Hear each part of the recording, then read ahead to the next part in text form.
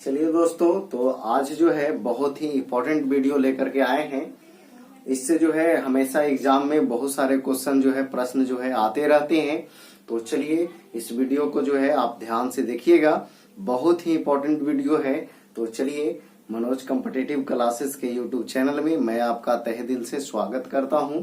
और अगर आप मेरे चैनल पे नए हैं तो कृपया सब्सक्राइब के लाल बटन दबा करके चैनल को सब्सक्राइब कर लें और बेल आइकन को भी दबा दें ताकि जो भी मैं वीडियो डालूं तो सबसे पहले आप तक पहुंचे। तो चलिए आप इस वीडियो के लास्ट तक बने रहिएगा, क्योंकि बहुत ही इम्पोर्टेंट ये वीडियो रहने वाला है एग्जाम के लिहाज से। ठीक है, तो चलिए हम आज स्टार्ट करते हैं बलवन। ठीक है, बलवन के बारे में बहुत सारे प्रश्न जो हैं और बहुत ही अच्छे अच्छे प्रश्न को हम इस वीडियो में शामिल किए हैं। तो चलिए स्टार्ट करते हैं। तो देखिएगा, ये बलवन जो है, ये बलवन का शासनकाल 1266 से 1286 तक था। अब देखिए, इससे पूर्व जो है नासिरुद्दीन महमूद का हम जो है एक वीडियो दे चुके हैं। तो नासिरुद्दीन महमूद जो है उनका शासनकाल जो था, हाँ ठीक है, उनके शासनकाल के बाद जो है फिर ये बलवन का शासनकाल आया। ठीक है, तो बलवन का शासनकाल जो है 1266 से 1286। ठीक है, अब देखिए इनका मूल नाम, बलवन का मूल नाम, ये बहुत इंपॉर्टेंट है, हमेशा एग्जाम में आते रहता है। बलवन का मूल नाम बहाउद्दीन। तो इसको याद रखना है, ब से बलवन और ब से बहाउद्दीन। ठीक है, अब आगे देखिएगा, यह जो है इलवरी जाति का था। देखिए इल्तुतमिश में भी हम आपको बताए थे कि यह जो है इलवरी तुर्क था, तो इसीलिए इस वंश का नाम इलवरी वंश भी कहा गया था। ठीक है, तो यह जो है इलवरी जाति का था और इनका मूल नाम बहाउद्दीन था। अब देखिए, इसने जिले इलाही का उपाधि धारण किया था। क्या चीज का उपाधि धारण किया था? जिले इलाही। अब देखिएगा, इनके दरबार में अमीर खुसरो तथा अमीर हसन रहता था। ये जो है अमीर खुसरो काफी इंपॉर्टेंट है, क्वेश्चन पूछता है कि अमीर खुसरो जो थे वो किनके दरबार में रहते थे? तो बलवन के दरबार में। ठीक है, अब देखिएगा, तो इनके दरबार में अमीर खुसरो तथा अमीर हसन रहते थे। बलवन ने अपनी दरबार को ईरानी परंपराओं के आधार पर सजाया था। तो इनका जो है दरबार जो है ईरानी परंपराओं के अनुसार चलता था।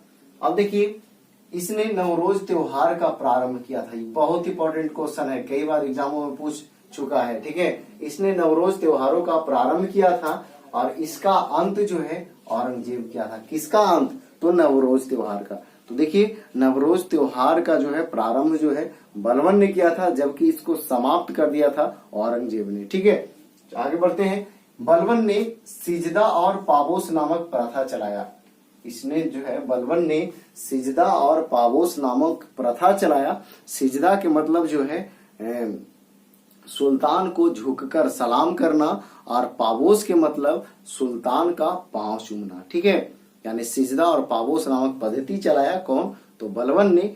तो सिजदा का मतलब होता है कि सुल्तान को झुककर सलाम करना और पाबोस का अर्थ होता है कि सुल्तान को पांव चूमना। ठीक है, आगे बढ़ते हैं। इसने शत्रुओं को नाश करने के लिए या विनाश करने के लिए लौह एवं रक्त का नीति अपनाया था। क्वेश्चन है। ठीक है, लौह एवं रक्त का नीति किसने अपनाया था? तो बलवन ने। ठीक है, किस लिए? तो शत्रुओं को विनाश करने के लिए। अब देखिए, बलवन ने तुर्क ए चहलगानी को समाप्त किया था। ये क्वेश्चन है कि तुर्क ए चहलगानी जो 40 सदस्यीय सैन्य विभाग था, इल्तुतमिश द्वारा बनाया गया था, उसको समाप्त किसने किया था? तो बलवन ने। ठीक है, अब जो है इसके स्थान पर इन्होंने दीवान ए अर्ज का स्थापना की। ठीक है, तो देखिए, तुर्क ए चहलगानी को समाप्त करके इसने दीवान ए अर्ज नामक सैन्य विभाग स्थापित किया था। दीवान ए अर्ज, ये भी इंपॉर्टेंट है कि दीवान ए अर्ज का प्रारंभ किसने किया था? तो बलवन ने। ठीक है, अब देखिए, दीवान ए अर्ज के प्रमुख को आरिज मुमालिक कहते हैं। ये क्वेश्चन है, आरिज मुमालिक। ठीक है, आपको क्वेश्चन पूछ देगा कि दीवान ए अर्ज के प्रमुख को क्या कहते हैं? तो आरिज ए मुमालिक। ठीक है, आरिज ए मुमालिक। अब देखिएगा, इसने स्वयं को अफरासियाब वंश का शासक घोषित किया था।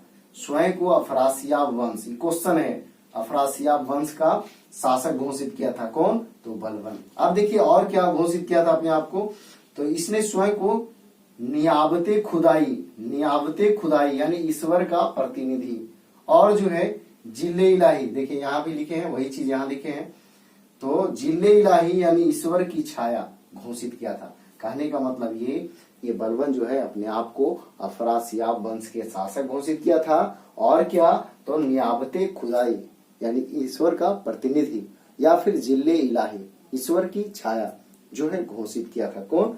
बलवन अपने आप को। ठीक है, इसने बरीद नामक गुप्तचर का गठन किया था। ये क्वेश्चन है बरीद, तो क्वेश्चन आता है एग्जाम में, पूछता है कि बरीद नामक जो है गुप्तचर किनके द्वारा जो है बनाया गया था? तो बलवन के द्वारा। ठीक है, तो बरीद जो है क्वेश्चन है कि इन्होंने, इनका गुप्तचर का नाम क्या था? तो बरीद था। ठीक है, अब देखिए 1279 ईस्वी में बंगाल के तुगरिल बेग ने बलवन के खिलाफ आक्रमण किया था। ये क्वेश्चन है, क्वेश्चन आपको दे देगा कि 1279 ईस्वी में बंगाल के कौन शासक था जिसने बलवन के खिलाफ जो है आक्रमण किया था? तो तुगरिल बेग।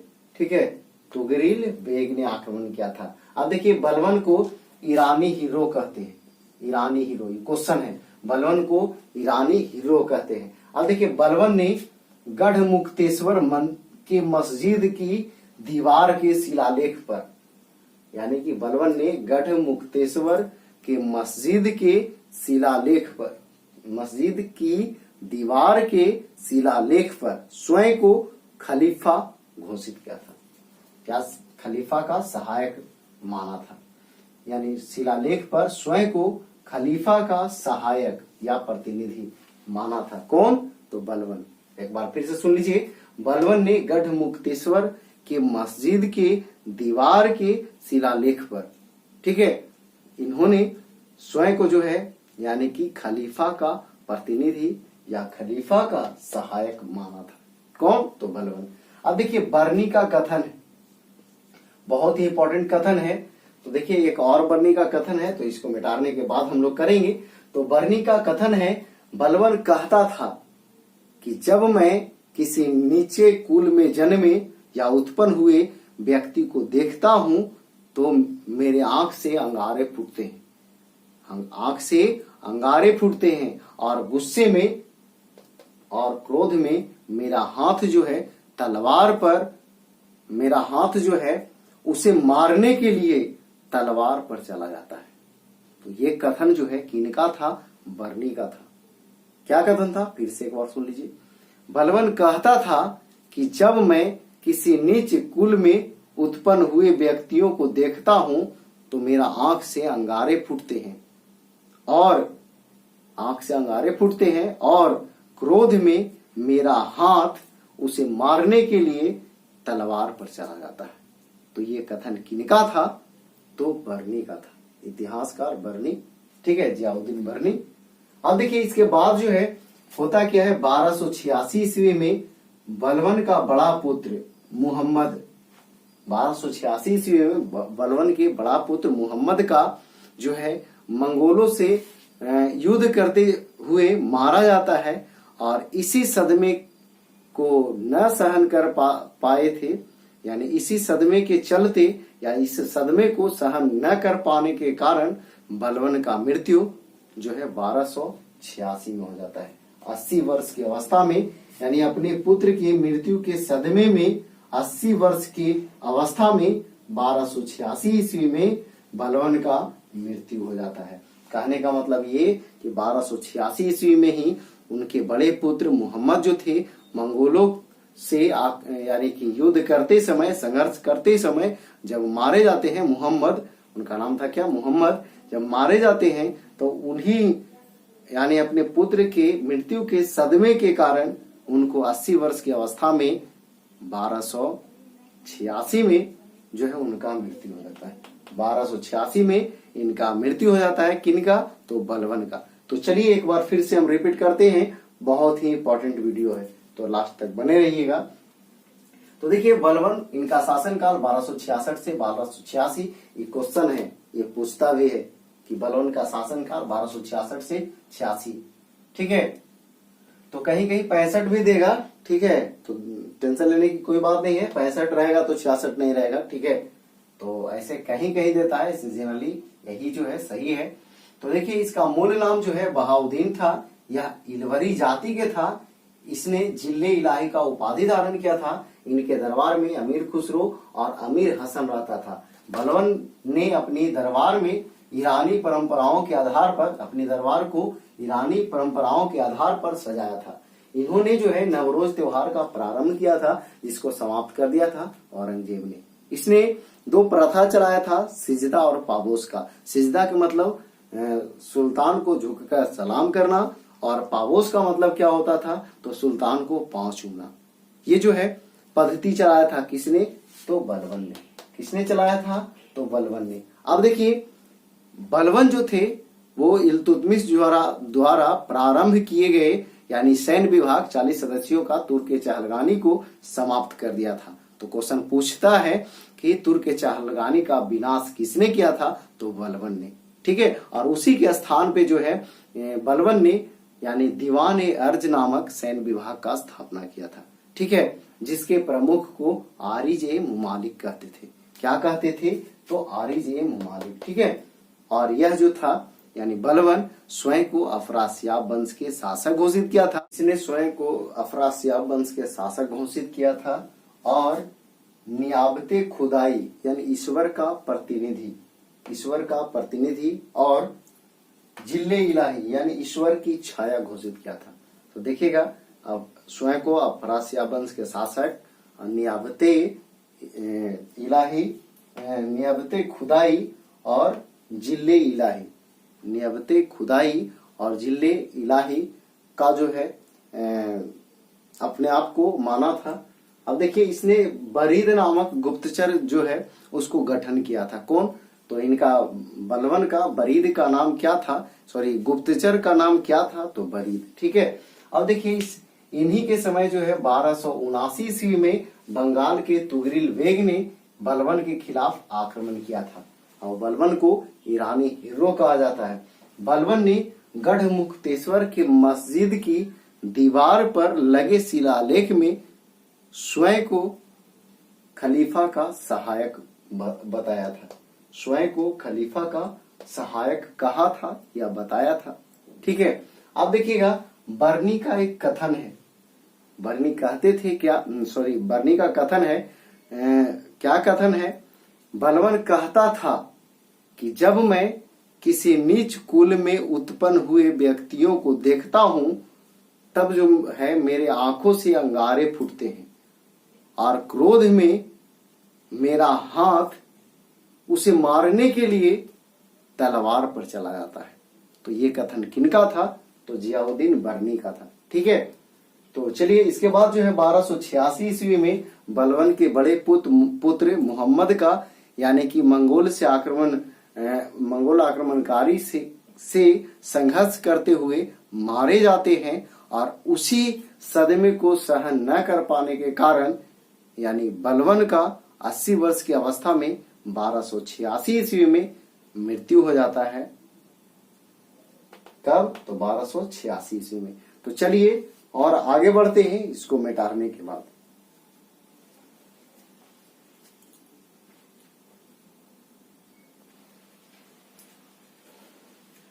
चलिए आगे देखिए, आगे जो है जब बलबन का मृत्यु हो जाता है 1286 में, उसके बाद जो है बर्नी का क्या कथन रहता है वो ध्यान से देखिएगा, हम आपको बताते हैं। देखिए बर्नी का मत है कि जब बलबन का मृत्यु होता है तो मृत्यु से दुखी हुए मलिकों, कहने का मतलब उनके जो चाहने वाले थे, उन्होंने अपने वस्त्र को फाड़ डाले और सुल्तान के सब को कब्रिस्तान तक यानी कब्रिस्तान ले जाते समय अपने अपने सिर पर धूल फेंकी और जो है इसने 40 दिनों तक यानी कि मृत्यु का शोक मनाया और भूमि पर सोए। कहने का मतलब ये हुआ कि जब बलबन का मृत्यु होता है तो उनके चाहने वाले थे मलिकों ने अपने कपड़े फाड़ देते हैं और सबको कब्रिस्तान ले जाते समय अपने अपने सिरों पे धूल फेंकते हैं और फिर जो है 40 दिनों का शोक मनाते हैं और जो है भूमि पर सोते हैं। ये कथन था किनके अनुसार?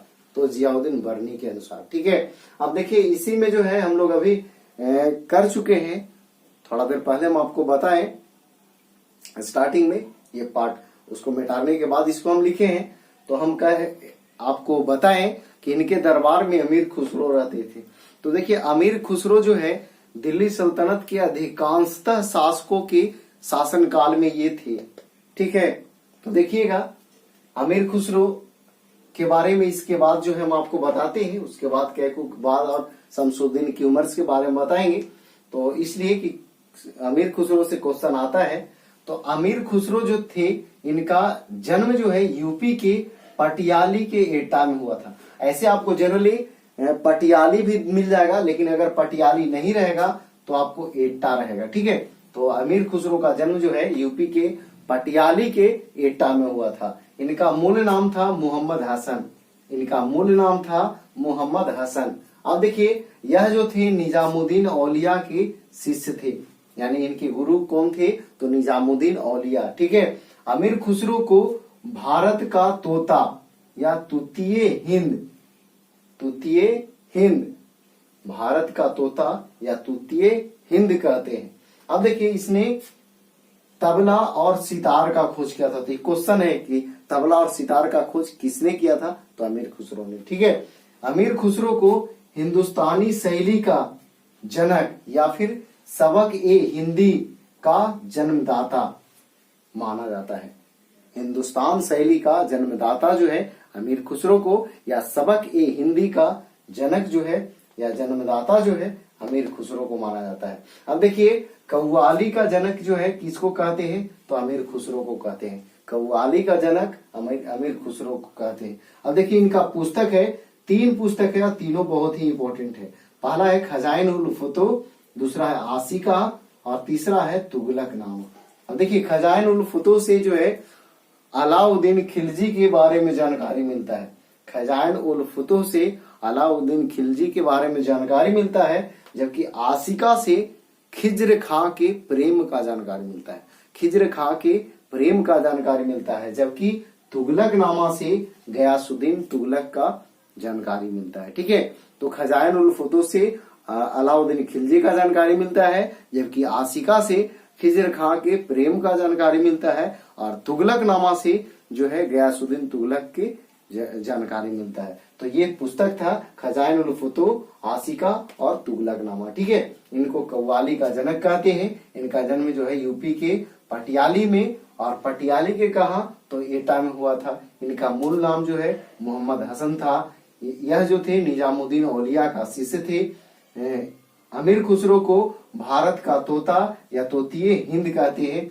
इन्होंने तबला और सितार का खोज किया था, और अमीर खुसरो को हिंदुस्तानी शैली या सबक ए हिंदी का जन्मदाता या जनक माना जाता है। ठीक है, इनके पुस्तक जो थे खजाइन उल फुतूह, आशिका और तुगलकनामा। ठीक है, तो खजाइन उल फुतूह से अलाउद्दीन खिलजी का जानकारी, आशिका से खिज्र खां के प्रेम का जानकारी, और तुगलकनामा से गयासुद्दीन तुगलक का जानकारी। ठीक है, और कव्वाली का जनक जो है किसको कहते हैं? तो अमीर खुसरो को। तो चलिए अब आते हैं बलवन के बाद जो है 1286 से 66 इनका शासनकाल था, और 86 से जो है 90 तक शासनकाल रहा कैकूबाद का। अब देखिए यह बलवन का पोता और गुगरा का बेटा था।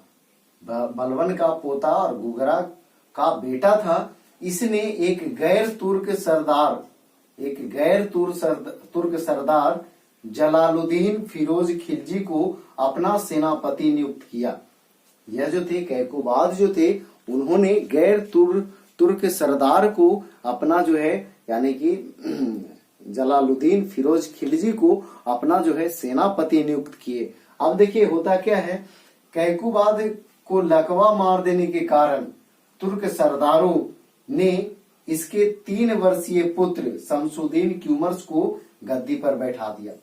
ठीक है, देखिए होता क्या है, जब इनका सेनापति जलालुद्दीन फिरोज खिलजी जब बनते हैं सेनापति, तब क्या होता है, इसी दौरान जो है कैकुबाद को लकवा मार देता है और लकवा मार देने के कारण जो है उनका 3 वर्षीय पुत्र शमसुद्दीन क्यूमर्स को जो है गद्दी पर बैठा दिया जाता है। किनके द्वारा, तो वही जलालुद्दीन खिलजी के सहयोग से। ठीक है, अब क्या होता है कि जब ये जो है शमसुद्दीन क्यूमर्स का जो है राज्याभिषेक यानी गद्दी प्राप्त हो जाता है, यानी गद्दी पर बैठा दिया जाता है, तब जो है ये जलालुद्दीन खिलजी जो है, जलालुद्दीन फिरोज खिलजी जो है उनका अंगरक्षक बन जाते हैं। और अंगरक्षक बनने के बाद जो है फिर उनको जो है, पहले आप देखिए उसको बताएंगे बाद में। तो देखिए शमसुद्दीन क्यूमर्स जो है ये 1290 में आते हैं। यह गुलाम वंश का अंतिम शासक था, गुलाम वंश का अंतिम शासक शमसुद्दीन क्यूमर्स। अब यह जो है अयोग्य शासक होने के कारण इनका हत्या जो है जलालुद्दीन फिरोज खिलजी कर देते हैं। देखिए बात क्या है कि जब उनका लकवा मारता है तब जो है उनको उनके स्थान पे शमसुद्दीन क्यूमर्स को गद्दी पर बैठा देते हैं, क्योंकि वो काफी छोटे थे, 3 वर्षीय थे। तो होता क्या है कि फिर जो है जलालुद्दीन फिरोज खिलजी उनका उत्तराधिकारी बन जाते हैं। और उत्तराधिकारी बनने के बाद जो है संरक्षक बन जाते हैं। और संरक्षक बनने के बाद जो है क्या होता है कि शमसुद्दीन क्यूमर्स को पहले बंदी बना लेता है और बंदी बनाने के बाद जो है फिर उसका हत्या कर देता है 1290 में। कौन, तो जलालुद्दीन फिरोज खिलजी। और जो है फिर जो है इसी के साथ जो है फिर गुलाम वंश का अंत कर देता है। और फिर जो है दिल्ली पर जो है खिलजी वंश का शासन स्थापित होता है। तो चलिए एक बार फिर से रिपीट कर लेंगे, उसके बाद जो है मिटा लेंगे। ठीक है, तो बलबन की मृत्यु जो है 1286 में होता है। उसके पश्चात जो है बर्नी क्या करते हैं वो सुनिए। इनकी मृत्यु पर जो है इनके चाहने वालों जो है काफी दुखित होते हैं। और दुखित होने के कारण जो है वो अपने वस्त्र को फाड़ देते हैं और सबको कब्रिस्तान ले जाते समय अपने शरीर पे धूल फेंकते हैं।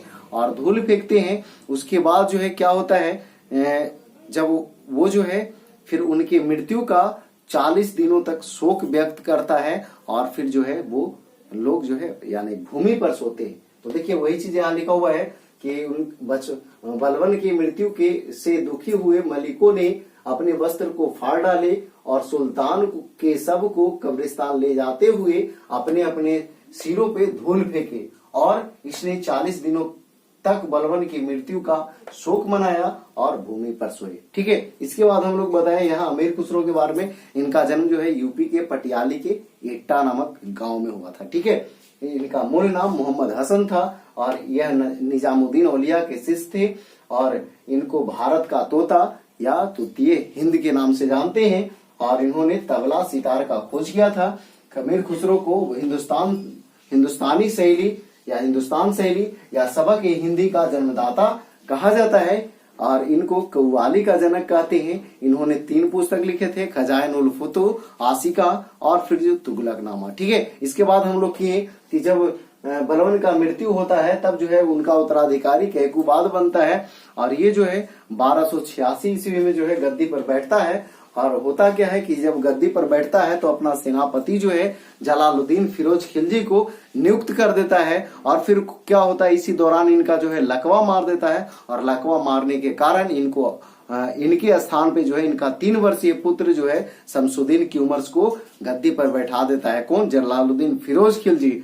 और जो है उनका अंगरक्षक बन जाते हैं। और फिर क्या होता है कि 1290 में जब वो गद्दी पर बैठते हैं तो फिर जो है उनका अंगरक्षक वो रहते हैं जलालुद्दीन फिरोज खिलजी। और अंगरक्षक के यानी कि पद पर ही रहते हुए उनको पहले बंदी बनाते हैं। किनको, तो शमसुद्दीन क्यूमर्स को। और फिर बाद में जो है उसको बंदी बनाने के बाद जो है उसको हत्या कर देते हैं। और इसी के साथ जो है ये वंश का अंत हो जाता है, गुलाम वंश का अंत हो जाता है। और फिर जो है दिल्ली पर शासन आता है खिलजी वंश का और जलालुद्दीन खिलजी के द्वारा। ठीक है, तो हमें उम्मीद है कि ये वीडियो आपको अच्छा लगा होगा। तो अगर ये वीडियो आपको अच्छा लगा है तो कृपया जो है इस वीडियो को लाइक कर दें और कमेंट जरूर करें कि कैसा लगा और दोस्तों के पास शेयर कर दें। तो चलिए इसको समाप्त करते हैं। जय हिंद, जय भारत।